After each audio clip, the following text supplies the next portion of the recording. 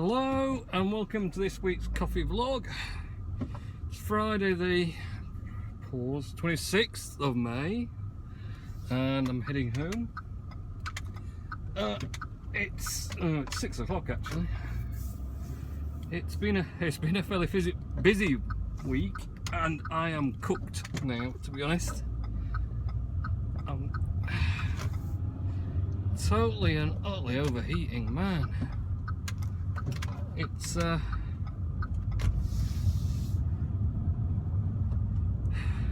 often this hot in the UK, which is a good thing, I think. Maybe bring back the snow and rain, I say. Damn it, it's cooking. I mean, fortunately, in work is not that warm because it's such a big old building. It's cold in summer, winter, spring, autumn, whenever. It's just freezing in work. But it's a shock to the system when you come out and it's like boiling hot and you're like, what the devil's going on here? So this week it's been another one of those emotional roller coaster rides of a week for me. They get now and again, well, more than now and again, most of the time actually. It's just a bit of a weird one. So last weekend was pretty alright. Warning, K-band, radar, check speed. That policeman just popped up out of nowhere with his speed gun. So yeah, last weekend it wasn't too bad. It poured down on Saturday, didn't it? The missus decided she was going to, great idea this, she decided she was going to varnish the roof for the wooden fort thing for the kids in the back garden. Set it off and I'm like, there's some dark clouds over there, it's going to rain. That'd be right, she says, that'd be right. Half an hour later, it's spitting on me varnish. Yeah, told you that. So we had to rig up some plastic sheet over the top of it, and then with some ropes and things off the washing line and the wall rope mounting points, we somehow managed to create this like cover bit so she could keep on painting despite the fact it was pouring with rain. I mean, it poured down Sunday, poured it down. Sunday, it wasn't so bad. It was overcast Sunday, wasn't it? But it wasn't great. And then going on Monday it just started with this heat wave, and it's been hot all week. It's been super hot. You know what, Richard, I'm sorry mate, I forgot entirely about forwarding the email about your stuff, so I'm stopping in the petrol station with my parasols again, so I'll have to quickly do that then, just so I remember what he says. He's been to America this week, Richard Nellis. I think New York he was going to. I'll have to double check that as well. But yeah, he's happy days, a bit of a trip away to America. Although it's just been a nice year. You know, you could just stayed here and enjoyed hot weather and nice stuff. So obviously this week has been it's been a bit of a sad week for everyone in the UK, I suppose, really, with the events at the Manchester Arena on Monday night. I got an early night because I'd got a lot on Tuesday, to be honest. So I woke up Tuesday morning and didn't catch any of it because I was already asleep when it happened Monday night. Tuesday morning I woke up and just my phone was doing ping, ping, ping, news notification, this, news.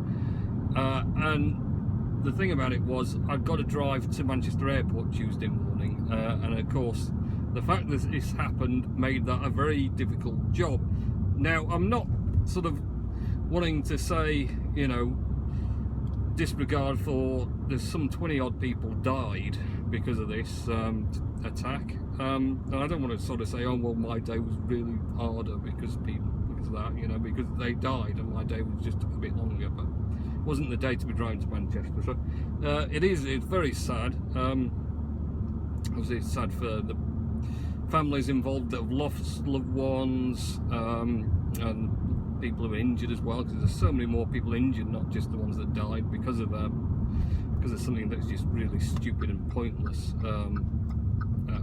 But it's like it's becoming a weekly thing that we have somewhere, you know, and it's not exclusive to us. France have suffered, Germany has suffered, everywhere's getting attacked, and you kind of like, if you want to further your cause, you know, killing innocent people and, you know, targeting it, a pop concert where there's lots of kids and deliberate killing kids, that's not going to bring a great deal of appreciation to your cause from anyone, however much, you know, everyone's just going to say, you know, they're going to be against you, really, you know, it really is getting to the point, you're going to start killing people's kids, then, you know, I think realistically, something needs to be seriously done. You can't stop it on the streets, because what do? Do you suspect everyone who's got a backpack and a lumpy coat on or something that there might be? You search them. What do you do? That's kind of hard, but you know, I think they need to get to the root of this, where these people are getting brainwashed, and actually just wipe out the centre, the core that's starting it all, and then the periphery outside will just disappear. So, you know, that's a thing that world leaders will have to, you know, I'm not sure if Trump's got the balls to go in and wipe out ISIS, but, you know, something needs to be done deep at the root of it, because, you know, it was a 22-year-old lad. He'd got family himself. In fact, his family was at the concert, and he still went in there and blew himself up. That's kind of brainwashing of someone, that what they're doing is just and right for a cause. I mean, that's deep. That's really deep, that you can brainwash someone to potentially kill their own wife and child, while at the same time killing other people's kids, parents, mothers. That's just, man, it's bad news, isn't it? So I don't know, that was terrible. But I had to pick up a Turkish engineer from Manchester Airport. So it took me ages to get there, but I started a bit earlier because I'd found out what happened, and in the end his flight was delayed as well. So it was before he arrived, picked him up, drove to Nottingham, and spent the afternoon with him while he performed the retrofit of a much powerfuler burner on the roaster, so it worked better. Which he had to then, when we found out they needed to move the gas supply box, so they needed a gas engineer to fit the gas pipe up to it, to the right position, and obviously what happened was they have a very special type of commercial piping there, so you can only get a commercial engineer, gas engineer to work on that, even though he wasn't working on the thicker diameter pipe, because it's there, it needs a special guy, and the only one they could find available could only get there at 8 PM on Tuesday night. So basically this Turkish engineer who set off at 1 AM Turkish time on Monday to get to the UK, then had to work flat out to fit everything in, so that 8 o'clock that night the gas fitter could come and connect it up ready, so they could test it on the Wednesday. So he did it. He worked really hard. He was a top bloke, absolutely. Didn't speak any English, made it fun for the journey from the airport. And while I was trying to help him as well, because, you know, it's the K problem, K, hold that, twist that, adjust that. But yeah, we got there. We worked it out between us and Google Translate. We got there. But yeah, all in all, I left him to it Wednesday, and he got a train back with lots of help and guidance on Thursday, and he made it back again. And I think he did the goods. He sorted the machine out, and everyone was now happy. So good, happy days. Right, I'm off to get these parcels off, and I shall catch you in a bit. See ya! And I'm back for the second time. I set off and then I hadn't pressed it right, so isn't that my luck? I could have just got home and not pressed it right, knowing me. So it's been a damn scorcher this week, it really has. And oh no, I didn't see no indicator there. We'll try and get going as quick as we can. The other thing, on Tuesday, when I eventually set off from Nottingham to head back home late at night, quarter way back up the M1, the engine warning light started flashing again, and I went into limp mode and lost all power, which was just marvellous, really. Perfect end today. So yep, and it's now started coming on quite regularly, the engine warning lights. I think the coil is definitely on the way out. It is a deceased coil. So yeah, I've just been dropped parcels, picked up some charcoal as well. I picked some up last night. You couldn't work out what the price was. And then I was trying to remember last night, but I got other stuff, so I was like, oh, I'm not sure. It's like, could have been $4.99 for 2 kilos, or it could have been $5.99. He's like, I'll tell you what, I'll charge you 3 kilos, $3.99. Like, oh, that's probably about right, I don't know.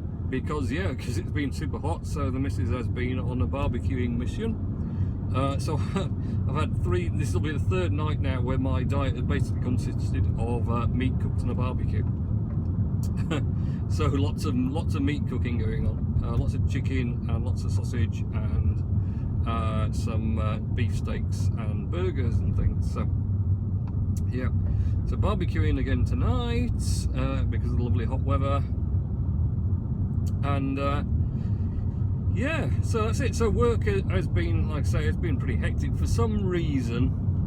You know, as it busy Tuesday, out Tuesday. So what happens over the weekend and over Monday? For some reason, eBay and Amazon orders just suddenly wake up randomly, and I get loads and loads. And I'm like, oh, there's too much to handle on Monday, and then I had loads come through Tuesday, but I was not at work to do them.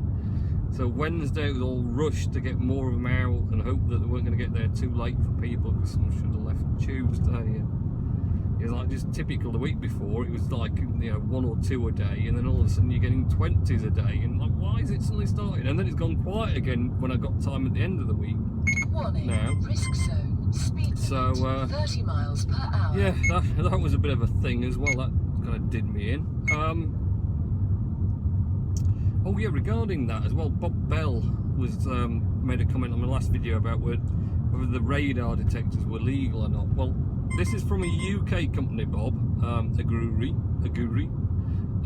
and they quite clearly state that it is road legal in the UK to have one of these detectors.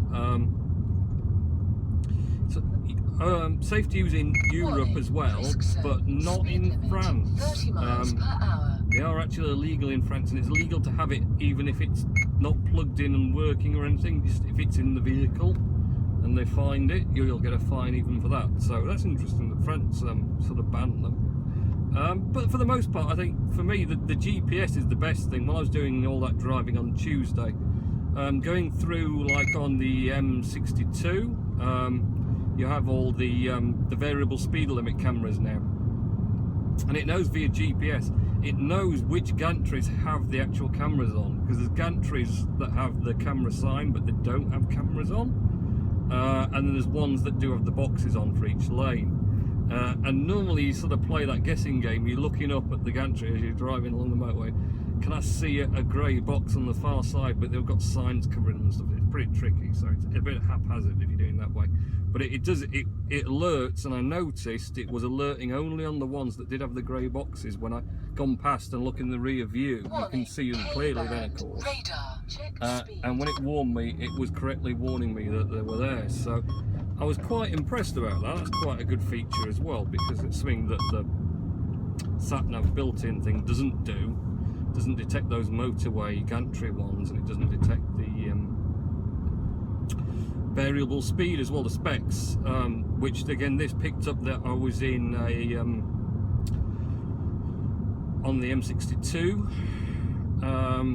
Once you get further along, there is road work, so they've got the 50 mile an hour and then the measured mile. Well, you know, it's rather than measuring your speed at the point of the camera, it does an average speed of the full road work. So, you know, people don't get people, they see the cameras and they slow down and slam the brakes on you, you're running the back of them, and you're like, what are you doing?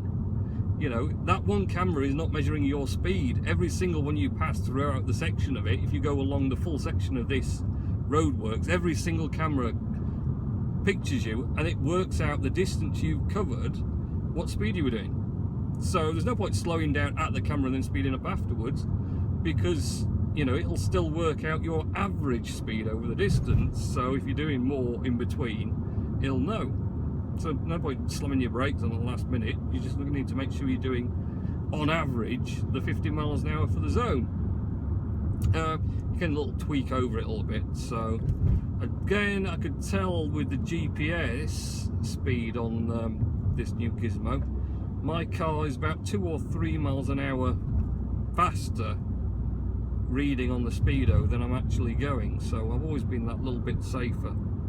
You know, if I've been at a 1 mile an hour over the speed limit, I've actually probably been about 2 miles an hour under the speed limit in reality, because my speedo isn't reading that accurate,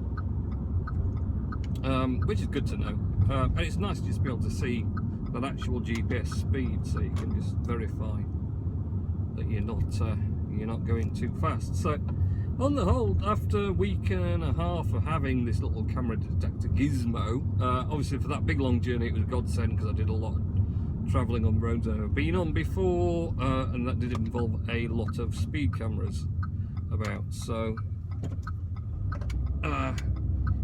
although I wasn't particularly going fast, it's just nice to know, because sometimes you can just lapse. You know, if you're doing in a 40 zone, you don't realise it's gone 30. Nowadays, if you do that, you know, you're in a 40 zone, it goes to 30, you don't notice for whatever reason, and there's no further signs than 30, because that happens, you can whip past a speed camera at 40 and bang, that's it. You got a fine. And you know, you're not really realising, it's not like you're some crazy nutbag driving at 80 miles an hour in a 30 zone or anything, but you were just in a 40, it changed to 30, you didn't see the sign, there's no further signs, because they just expect you to know by the lamppost nowadays that it's they don't keep putting 30 30 30 all the way along. Then that's it. So that sort of thing, that sort of situation is especially what I was looking to cover myself, my back on. There's just that little lapse you didn't notice and you slipped. Stop, it's so easy to do. And it's the audible warnings as well, because the other thing, you can't just keep listening, well, not listening, looking at your speedo and not at the road, because there's things happening all the time that you need to look at on the road to avoid. Especially around this bit, I've had the motorbike riders wheeling down the road at me, girls running out just randomly into the street, and people wandering into the street, and cars just pulling out without caring the fact that you're coming up. There's all sorts. You've got to keep an eye on what's in front of you. Look, like lads on bikes wheeling, not even motorbikes, push bikes, all sorts of bikes. And that's the sort of thing. It's all right making everyone check the speed every single damn minute just in case they're going a few miles an hour, but if you're looking too much at your speedo, you're going to miss something that's going to jump out and you're going to run into, and that's more of a problem, much more of a problem. Oh, do you know, I forgot Richard Nellis's stuff again. Oh, Richard. Oh, and I know, you see, if I go now into read it, I'll lose the front facing camera again. Problem is Ibrahim, the engineer. I know what his name is now as well, from Turkey. Ibrahim. Problems, as he would say. Problem. Yeah. We had a few of those while he's fixing that roaster. He overcame them. He was a good guy. Never been out of Turkey in his life, and in the last 6 weeks he's been out of Turkey twice to the UK. So there you are. That's a bit of fun for him. What an experience. So we're going to have to go, we're going to kill off the iPhone camera and then go into the app for Richard Nellis's words, because I forgot to meddle with that because I was too busy talking about charcoal and stuff. The petrol station is busy. So we'll do that, and we'll go to voice on the camera only. Right, okay, so after I've done Richard Nellis's thing, have a good weekend, and next week I'll catch you in next week's coffee vlog, which hopefully will be less boiling hot, and my little lad's coming to say hello. Hello! Hello, and welcome to the coffee vlog after vlog. Last night the youngest kind of got in my way, and I didn't get to finish the vlog in the car. So this is an addition just to finish off Richard Nellis's bits. So what Richard had to say, he saw Big Bird from Sesame Street while he was in New York. Very good, Richard. He saw Spider-Man and Iron Man at Times Square on Monday evening, so that would have been good. He went with his dad to visit the New York Public Library, but no sign of the Ghostbusters. or Harold Ramses. And he went to Central Park with his mum and dad to visit John Lennon's death place, as it is Strawberry Field. There you go. Very good, Richard. Also, he says to mention the heat wave of the past week, which it has been very hot in the UK, and the death of Roger Moore, which is very sad. Roger Moore, Constable 07, best known for playing that, and unfortunately he died this week as well. So another great actor lost. And then I think that's about it. I don't think Callum has been to Eureka. Actually, the oldest lad's been to Eureka a few times. I don't think the youngest has been yet, Richard. So we'll have to get there sometime with him. I think he'll probably appreciate it a bit more now he's a bit older. So yeah, it'll be good. So yeah, that's just my little add-on addition for the vlog, because I didn't get to put it in last night. The other thing was the Xbox mystery got solved eventually. As I said, it just kept randomly not booting and doing nothing. After leaving it for ages, I think last Sunday, it came up with the loading screen for the Xbox. And after spending ages on that, it then came up with some error code. So I turned it off to turn it on again, and when it turned it on again, it did that sort of click, click, click death knell of a spinning disk hard drive that has died considerably. So I was like, oh, that's why it's having trouble. The hard drive's died. Which I think no problem. PS3, I just got a new hard drive when that one died, popped it in, and you put some software on USB and plug it into your PS3, and it just reformats the drive and sorts it all out. Perfect. Microsoft, of course, don't let you do that. That'd be too easy, wouldn't it, really? So yeah, all the software that runs the Xbox is on the hard drive. There's nothing in the base unit, so you can't boot off USB and format the internal hard drive to put a new one in. You've got to put the software on the drive first, and no one has access to that except Microsoft. Someone did come up with a method of cloning existing drives if you want to move to a bigger one, but of course you need to have a working existing drive, and apparently the drives are paired to the hardware, so you can't use someone else's clone on yours. It just will not work. So solution to that is return it to Microsoft for repair. Well, in fact, what they do is they take back the old unit, and when they assess it and say yes, it doesn't work, which it doesn't, then they send you a new, well, refurb unit, but not the same one back, a different one back again. So out until warranty exchange, because I think it's about 2014, so it's a 3-year-old Xbox. I didn't buy a new one, it'd just be silly. So yeah, so that's now in progress. It'll come back next week sometime, I suppose. Right, so that's it. That's the end of my extra vlog. Have a good weekend, long weekend, bank holiday weekend. We'll get an extra day off, and week next week, and I'll catch you in next week's coffee vlog. Okay.